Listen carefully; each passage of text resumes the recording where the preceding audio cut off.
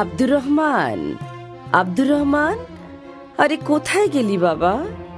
একটু এদিকে আয় তো। না, একা একা পারছি না আর এই মেষগুলোকে সামলাতে। বাইরের শুকনো কাঠগুলো পড়ে আছে, ওগুলোও তো আনা দরকার। বেলা যে পড়ে এলো। এই তো আম্মা, দিন, আমাকে দিন।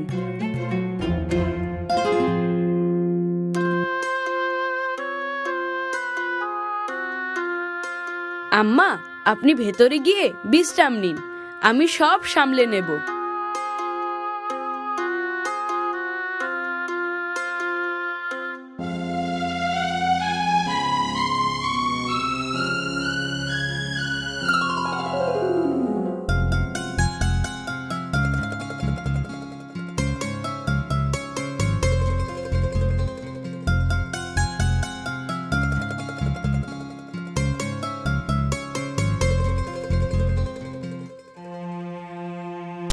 আম্মা আসেন, বিসমিল্লাহ করি।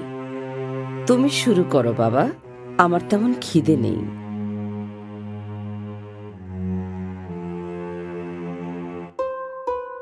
ওটাতে কি রেখেছেন আম্মা?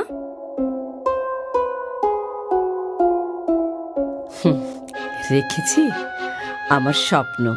স্বপ্নও কি সিন্ধুকে রাখা যায় নাকি? যায় যায়, তুমি বড় হলেই বুঝতে পারবে। আচ্ছা ঠিক আছে, বড় হলেই বুঝবো। এবার আসুন, আমাকে খাইয়ে দিন। পাগল ছেলে আমার, বড় আর হবি কবে?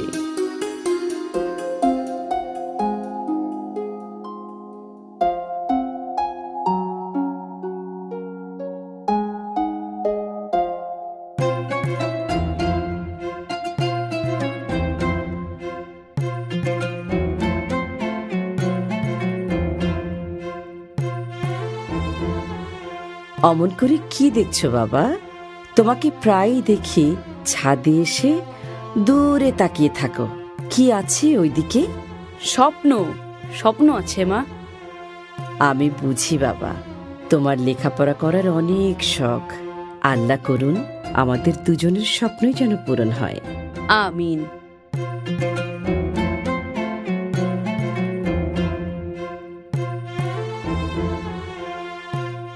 আম্মা, বাগদাদ কি অনেক দূরে?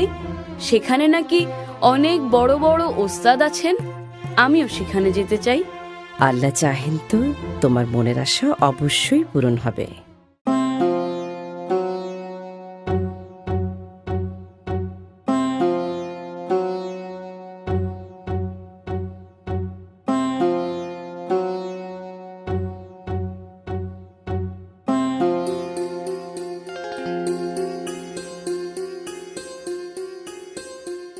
বড় মেহেরবানি আল্লাহর, আমাকে একটা সোনার ছেলে দান করেছেন। অন্য ছেলেরা যেখানে পড়াশোনাই করতে চায় না, সেখানে আমার আব্দুর রহমান কিনা।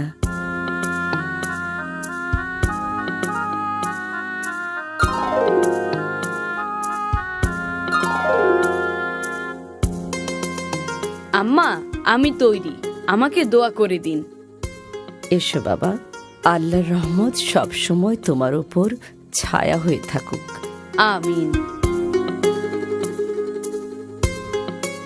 এই জামাটা পরে নাও।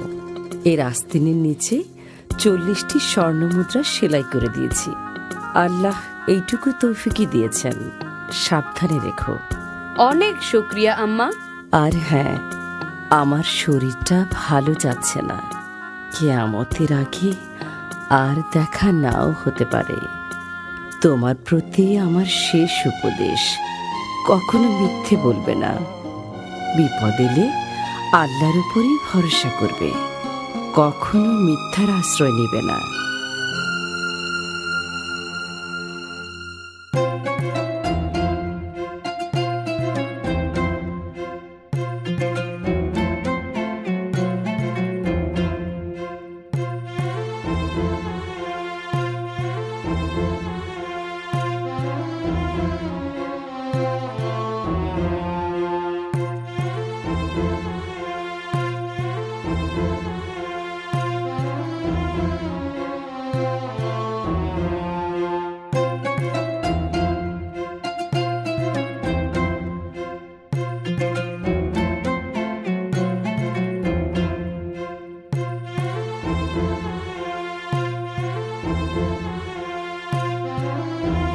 সবাই তো মনে হয় আরাম করে ঘুমাচ্ছে। এই কেউ নড়বি না, যাচ্ছে বের করে দে, না হলে ঘাট থেকে মাথা আলাদা করে দেবো। ওরে বাপরে, এই নাও আমার সবকিছু এখানে। ওরে বাবা রে, ডাকাত ডাকাত ডাকাত! এই ছেলে, কোথা থেকে আসছো তুমি? হ্যাঁ, সবাই তোমারে থুয়ে পালাইয়া গেল। বিদেশ কাদের সাথে যাচ্ছ তুমি? গিয়ে কি করবা?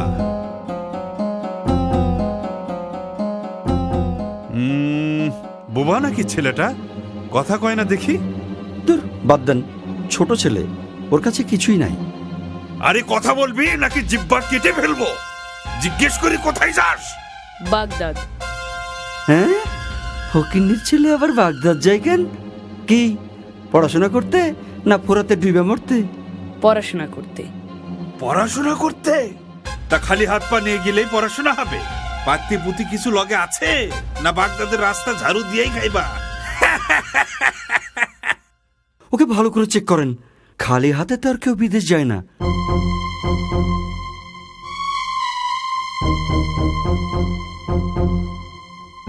না, এর কাছে দেখে আসলেই কিছু নাই।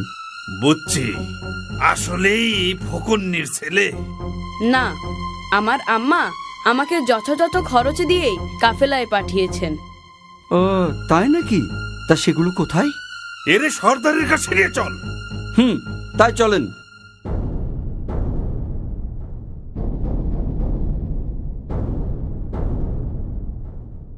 সর্দার, এই পোলা নাকি বাগদাদ যায় পড়াশোনা করতে, কিন্তু ওর কাছে কিছুই পাই নাই।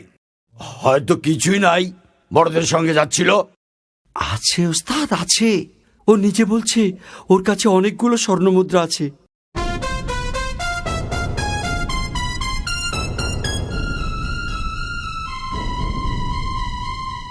হায় ছেলে, তোমার নাম কি?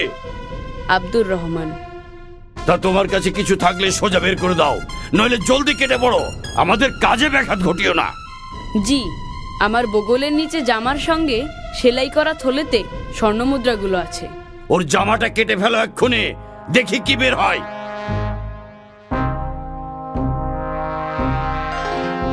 পেয়েছি সর্দার, 40টা খাঁটি স্বর্ণের মুদ্রা।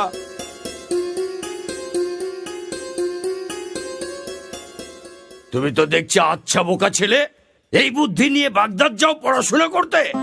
তুমি না বললে তো কেউ জানতেই পারতাম না যে তোমার কাছে এত মূল্যবান সম্পদ আছে। আমার লোকেরা তো তোমার শরীর ঘেটেও কিছু পায়নি। তুমি ইচ্ছে করলেই আমাদেরকে ধোকা দিতে পারতে, তাতে তোমার এই সম্পদগুলো তোমারই থাকতো। কিন্তু সেটা না করে গোপন জিনিসটি প্রকাশ করলে কেন? কারণ আমি আল্লাহকে ভয় করি, সেই সাথে আমার আম্মার উপদেশ যেন কখনো মিথ্যা না বলি। বিপদে পড়লে যেন আল্লাহরই আশ্রয় চাই, মিথ্যার নয়। কি বললে তুমি? আমার উপদেশ? বিপদেও মিথ্যে বলা যাবে না। না, কারণ আল্লাহ যদি ইচ্ছা না করেন তাহলে মিথ্যা বলেও আমি রেহাই পাবো না। তাই আমি তার কাছেই নিজেকে সঁপে দিয়েছি, মিথ্যার কাছে নয়, তোমাদের কাছেও নয়। আর আমাদের নবী বলেছেন, মিথ্যা হলো সকল গুনার মা। মিথ্যাবাদীকে আল্লাহ কখনো ভালোবাসেন না।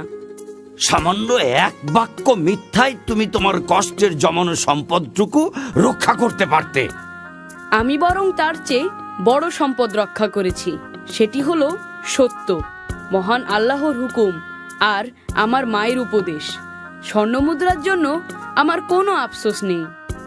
সত্যের চর্চায় এতটাই নির্ভীক এই বালক, এই সাহস, এই ভরসা সে কোথা থেকে পেল? কত বড় সাহস! সর্দারের মুখে মুখে কথা! তোর ঘাড় থেকে মাথাটা নামিয়ে দেবো আজ। থামো! কাল কিয়ামতে মহান রবের সামনে আমাকে মিথ্যাবাদী হিসেবে দাঁড়াতে হবে না। এর চেয়ে খুশির সংবাদ আর কি হতে পারে? এই বালক মায়ের কথার অবাধ্য হচ্ছে না, আর আমি আল্লাহর অবাধ্যতাকে পেশা বানিয়ে নিয়েছি। হায় খোদা, কি হবে আমার পরিণতি? আমাকেও তো একদিন মরতে হবে। কাল কিয়ামতে আল্লাহ যখন জিজ্ঞেস করবেন দুনিয়াতে আমাকে লুটপাট করার জন্য পাঠানো হয়েছিল কিনা, তখন আমি কি জবাব দেব? আমাকে তুমি ক্ষমা করে দাও বাবা, ক্ষমা করে দাও। আজ তুমি আমার চোখ খুলে দিয়েছো। কত শত মানুষকে আমি লুণ্ঠন করেছি, তাদেরকে পথে বসিয়েছি, পদে পদে আল্লাহর হুকুমের অবাধ্য হয়েছি। তুমি আমাকে সঠিক পথে তুলে দাও। সঠিক পথে তুলে নেবেন আল্লাহ, ক্ষমাও করবেন আল্লাহ।